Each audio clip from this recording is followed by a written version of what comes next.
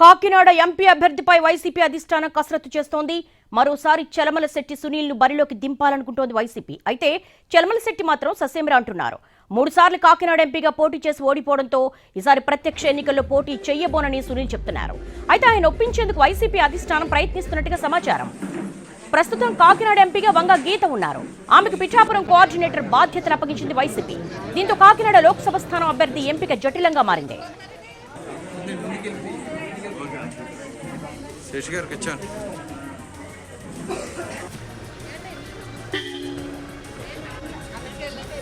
Breaking points చూస్తున్నాం. Kakinada MP అభ్యర్థిపై YCP అధిష్టానం కసరత్తు చేస్తోంది. మరోసారి చలమలశెట్టి సునీల్ ను బరిలోకి దింపాలి అనుకుంటోంది వైసీపీ. అయితే చలమలశెట్టి మాత్రం ససేమిరా అంటున్నారు.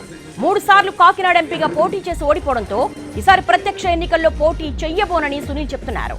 అయితే ఆయన ఒప్పించేందుకు వైసీపీ అధిష్టానం ప్రయత్నిస్తున్నట్టుగా సమాచారం.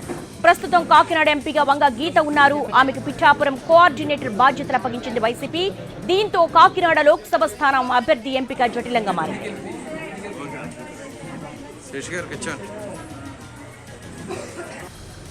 కాకినాడ ఎంపీ అభ్యర్థిపై వైసీపీ అధిష్టానం కసరత్తు చేస్తోంది. చలమలశెట్టి సునీల్ ను బరిలోకి మరోసారి దింపాలనుకుంటోంది. అయితే చలమలశెట్టి ససేమిరా అంటున్నారు. దీనికి సంబంధించి లేటెస్ట్ డెవలప్మెంట్స్ మా ప్రతినిధి సాయి సుధీర్ నడి తెలుసుకుందాం. సాయి సుధీర్, ఎంపీగా ఆయనకు పోటీ చేయడం ఇష్టం లేదా ఇంకేదైనా కోరుకుంటున్నారా చలమలశెట్టి సునీల్? దేవి, కాకినాడ ఎంపీ అభ్యర్థిగా వైసీపీ నుంచి చలమలశెట్టి సునీల్ ను ఒప్పించడానికి వైసీపీ అన్ని రకాలుగా ప్రయత్నం చేస్తుంది. అంటే ఇప్పుడు కాకినాడ పార్లమెంట్ పరిధిలోని 7 అసెంబ్లీ నియోజకవర్గాలకు సంబంధించి ఇప్పటికే మార్పులు చేర్పుల్లో భాగంగా 3 అసెంబ్లీ అభ్యర్థులను మార్చింది. దానికి తగ్గట్టుగా వాళ్ళని ప్రకటించింది. వాళ్ళు పని కూడా చేసుకుంటున్నారు. అయితే ఎంపీ అభ్యర్థికి సంబంధించి కాకినాడ సిట్టింగ్ ఎంపీగా ఉన్న వంగ గీతను పిఠాపురం అసెంబ్లీ కోఆర్డినేటర్ గా వైసీపీ నియమించింది.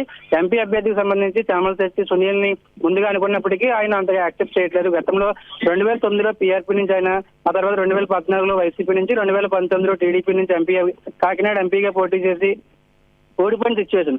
దాంతో ఆయన ప్రస్తుతానికి అయితే ప్రత్యక్ష రాజకీయాల్లోకి వెళ్లే ఉద్దేశం లేదు. ప్రత్యక్ష రాజకీయాలకు పోటీ చేయనని ఆయన ఒప్పుకోవడం లేదని మనకి సమాచారం ఉంటుంది. దానికి తగ్గట్లుగానే వైసీపీ కూడా ఆయన అయితేనే సరైన అభ్యర్థి అవుతాడు, కాకినాడ పార్లమెంట్ పరిధికి సంబంధించి కాకినాడ ఎంపీగా సరైన అభ్యర్థి ఆయన అని వైసీపీ కూడా భావిస్తుంది. దానికి తగ్గట్లుగా ఆయన కన్విన్స్ చేసే ప్రయత్నం చేస్తుంది. మరోసారి ఆయన ఒప్పించే ప్రయత్నం చేస్తుంది. మరోవైపు పిఠాపురం సిట్టింగ్ ఎమ్మెల్యేగా ఉన్న పెండెం దొరబాబుకు వైసీపీ సీట్ నిరాకరించింది. ఆయనను కూడా కాకినాడ ఎంపీగా పోటీ చేయాలని ప్రయత్నాలు చేస్తుంది. కూడా ఆయన కూడా దానికి ఎమ్మెల్యేగా అయితేనే కంఫర్ట్ గా ఉంటాను, ఎంపీగా తాను పోటీ చేయడానికి ఇష్టపడటం లేదు అని చెప్పారు. అంటే గత 3 రోజుల క్రితం ప్రకటించిన వైసీపీ 3వ జాబితాలో కాకినాడ ఎంపీగా ఉన్న అభ్యర్థిని కూడా వైసీపీ ప్రకటిస్తుందని ప్రచారం జరిగింది.